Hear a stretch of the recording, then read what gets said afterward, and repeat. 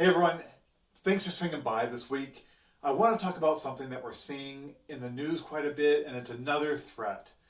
We've talked about in the past how the scammers are scum of the earth, especially when it comes to taking full advantage of COVID-19 and the things that are going on. So a lot of businesses have had to shut down, and it's really unfortunate. And we're seeing that the unemployed are now looking for new jobs. They're sending out lots of resumes. And the scammers out there have seen this as an opportunity to attack you. And the way that they're doing that is they're sending out fake resumes with a payload, a malicious payload that it goes along with those resumes. So first off, we're going to talk about what's the best way to prevent those. And while we've talked about desktop security and all the other things before, there's one simple thing that you need to do just to make sure that you're protecting yourself.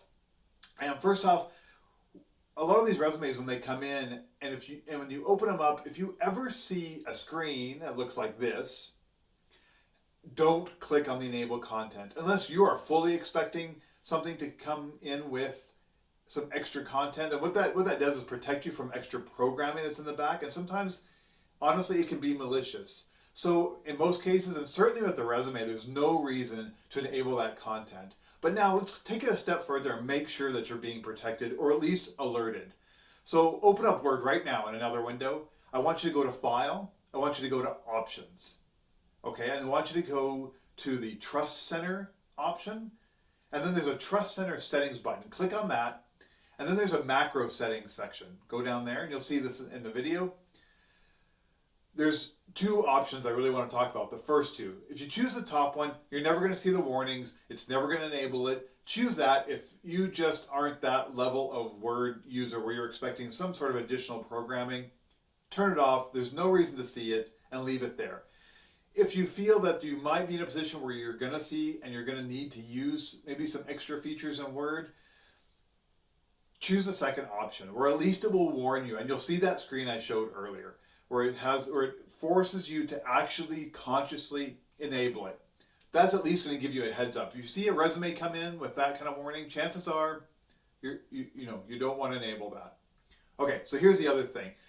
Those infected resumes are doing one of two things. They're either putting ransomware in your computer, or they are installing an app and they are trying to steal your banking data. And how does a resume steal your banking data? Well, here's the thing. A lot of us are using the feature in web browsers right now where you can store your password and user ID.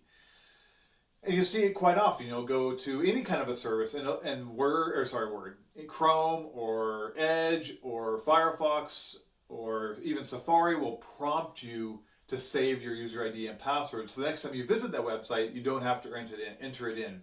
That is not secure. Do not use it. I have a great video on using a password management app. That's the way to go.